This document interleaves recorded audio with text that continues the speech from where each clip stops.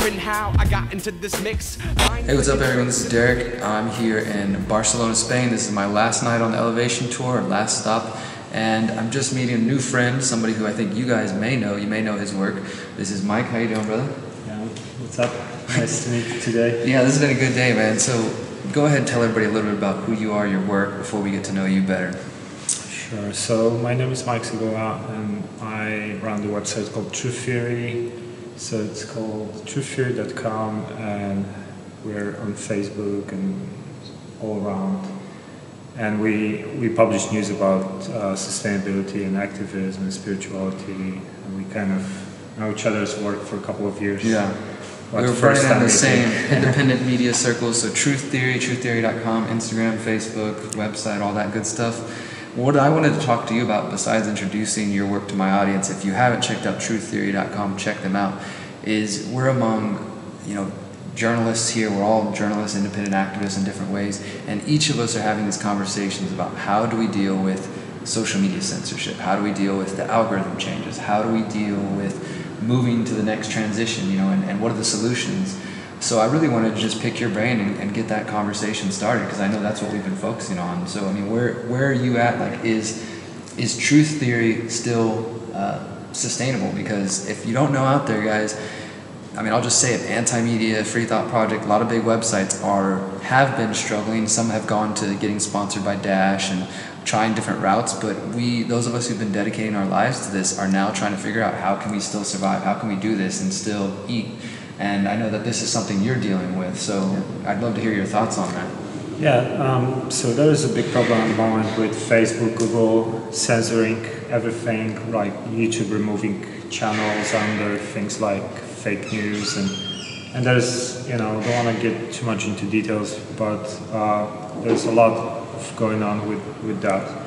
And everyone, who relies on these rented spaces where you have your Facebook page, which doesn't really belong to you, because Facebook can just switch them over and do anything they want with it. And we all think, what can we do about it? And I think, like, one thing, for example, what the Free Thought Project are doing, partnering with cryptos. Partnering with Dash or other crypto. Like decentralized projects to finance them instead of making money through advertising, through Google or Facebook. I think that's definitely a way to go forward, because blockchain is literally like the solution to the banks controlling the financial system and governments controlling the financial system.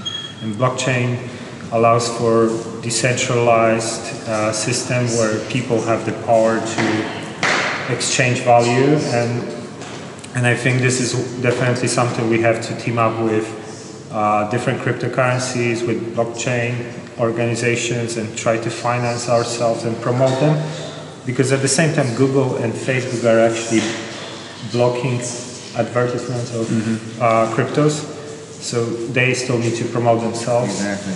It's a mutual benefit for crypto and independent media. I think that's definitely something, one thing. The other, alternative sites like Minds.com, Steemit, DTube, there's... Have you heard of MeWe? MeWe? That's another one. So, like you said, Minds, Steemit, MeWe. One's called ONG.social. I mean, there's a lot coming up, right now. Yeah, they're still tiny in comparison to Facebook and Google, but they have a lot of interesting value. Steemit rewards you with their crypto. DTube is a good alternative to YouTube.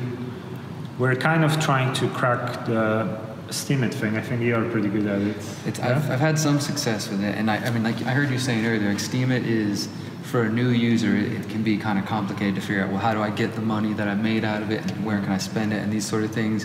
But I think what's important for the listener and the audience to know is that those of us behind the scenes are actively seeking solutions. And so if you out there have solutions, you got ideas, like we need new ideas, because for one, none of us are ever happy with the ads. People complain, like, oh, you'll send them to the alternative media website, and they're like, how come there's all these ugly ads? Like, I don't like that. But then at the same time, just to be straight up, and we talked about this, when we try to make money to survive, like maybe you sell a t-shirt or you say, hey, donate $1 a month to support us, people say, oh, you're just greedy, you're just in it for the money, you know. And I know you've had some experience of that, like people saying that about the website.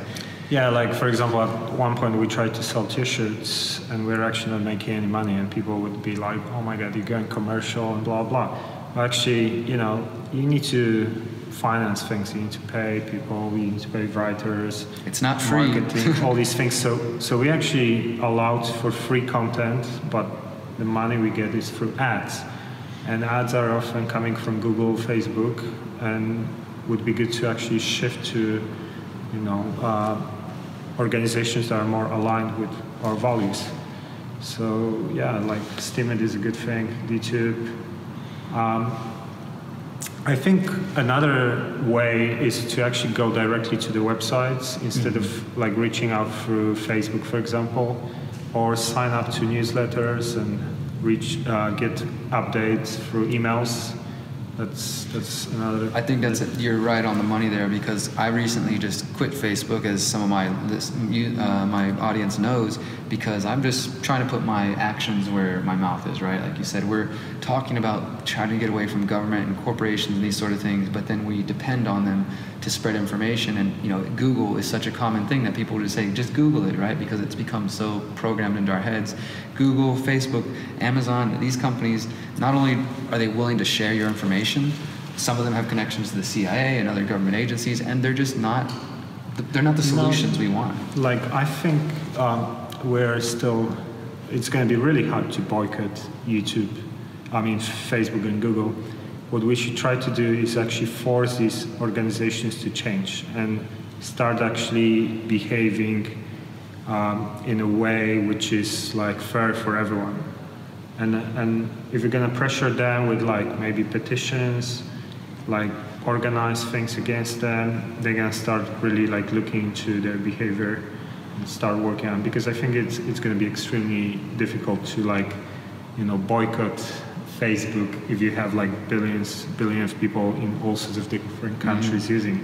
And they all have networks and they rely on it for like messaging and all sorts of things. Well, one of the things that I heard you say this earlier, and I agree that it's difficult to like get away from Google and Facebook, right? But at the same time, I feel like the problem was that over time, many activists have become dependent on like, oh, to promote an idea, all you need to do is put it on Facebook, put it on Instagram, and that's enough work. But I think that was the problem. We sort of set ourselves up for failure because we built these big Facebook pages, then we turned them into websites, and as you said, people don't, to some people, the internet is only Facebook. Like, that's all they do. They go to Facebook, they see their friends and family, they get all the news they want. They literally will not go to outside links. And when I was posting saying, guys, I'm getting ready to leave Facebook, people were like, oh, please don't do that. And it made me so frustrated, because if you're so lazy that you literally can't type in my website address to see what I'm doing, then I don't know, maybe you're not the person I'm looking for. Because that, I think, is also a part of the problem. Like, we shouldn't just be so dependent on these things. We have to take some steps, you know? Like, it's not gonna change on its own.